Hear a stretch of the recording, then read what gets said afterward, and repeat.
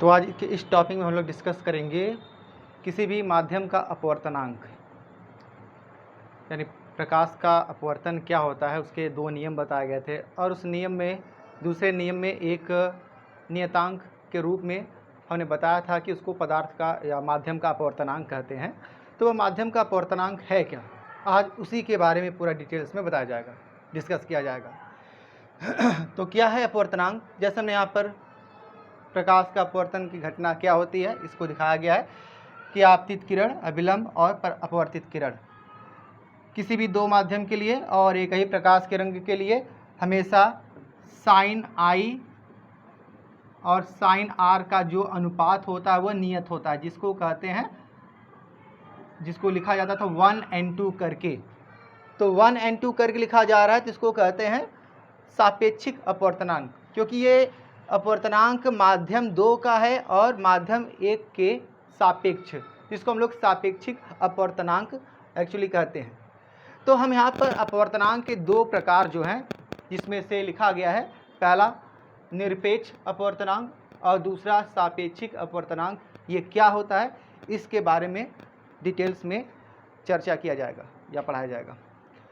तो सबसे पहला अपवर्तनांक यानी निरपेक्ष अपवर्तनांक है क्या? निरपेक्ष मतलब वह किसी के सापेक्ष नहीं होगा, जिसको हम लोग एब्सोल्यूट कहते हैं। एब्सोल्यूट या रिफ्रैक्टिव इंडेक्स इसका इंग्लिश में कहते हैं। तो एब्सोल्यूट या निरपेक्ष अपवर्तनांक है क्या?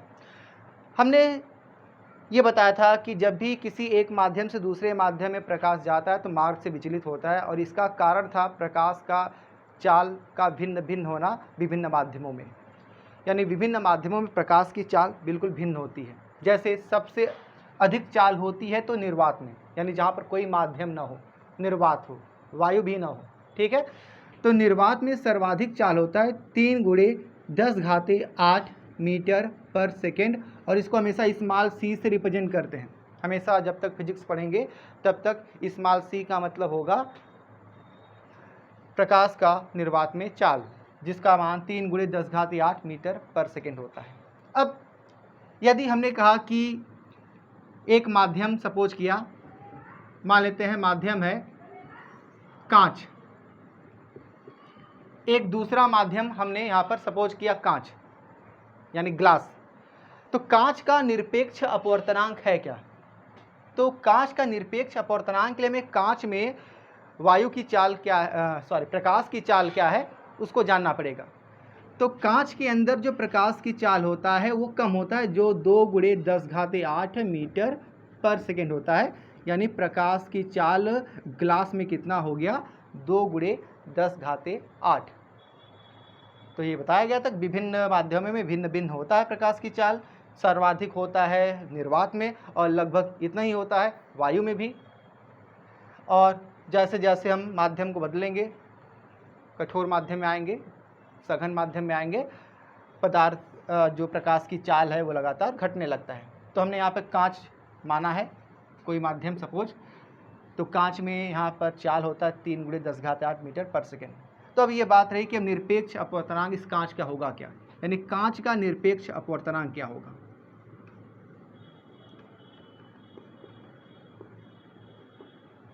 तो कांच का जो निरपेक्ष अपवर्तनांक है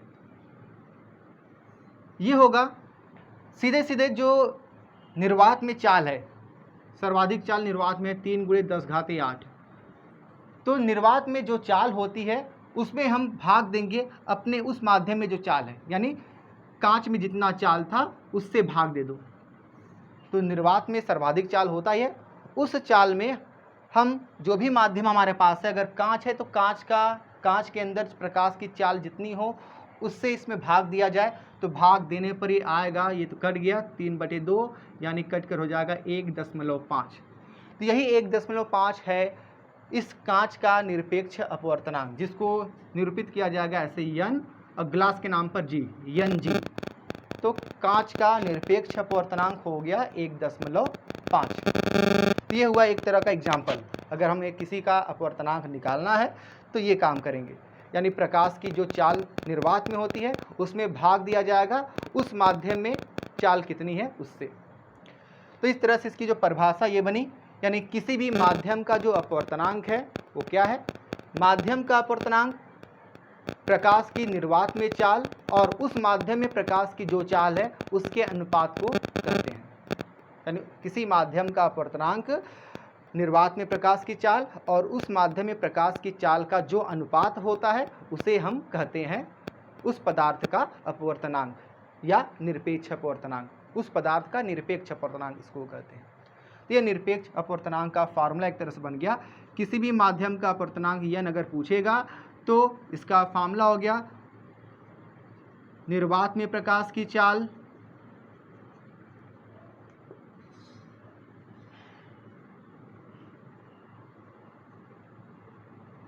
बटे माध्यम में प्रकाश की चाल।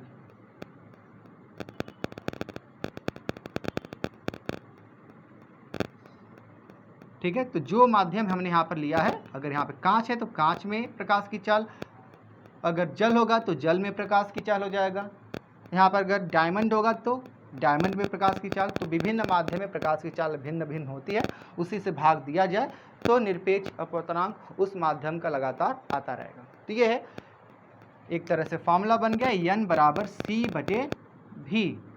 c का मतलब यही है प्रकाश का निर्वात में चाल, और v का मतलब जो माध्यम हमारे पास है उस माध्यम में प्रकाश की चाल है क्या। यह है प्रकाश का पदार्थ का निरपेक्ष अपवर्तनांक।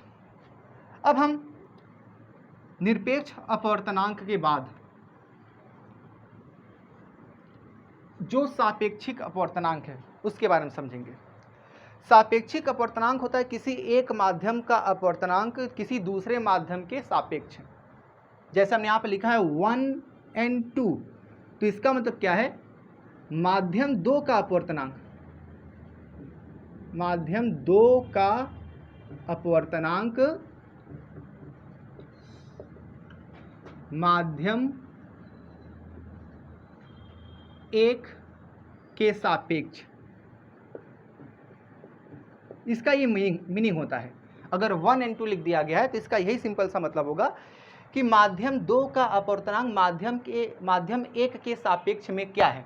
फॉर एग्जाम्पल हमने लिख दिया, मान लेते हैं WNG, W for water, G for glass के लिए।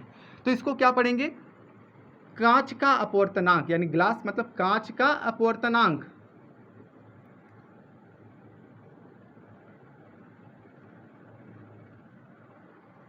W मतलब जल के सापेक्ष। तो WNG लिखा है तो इसका सिंपल सा मतलब हुआ कांच का अपवर्तनांक तो होता है लेना है, लेकिन यह निरपेक्ष अपवर्तनांक नहीं है, किसी दूसरे माध्यम के सापेक्ष। कोई दूसरा माध्यम वहाँ पर है उसके सापेक्ष अगर कांच का अपवर्तनांक निकालते हैं तो उसको कहते हैं सापेक्षिक अपवर्तनांक। तो इसका जो परिभाषा होता है, इसकी परिभाषा में है, अगर हमने लिखा 1 and 2 तो इसका परिभाषा होता है माध्यम 1 में प्रकाश की चाल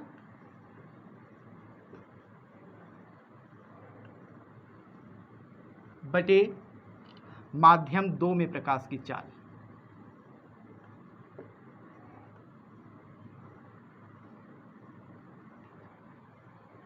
या V1 बटे V2।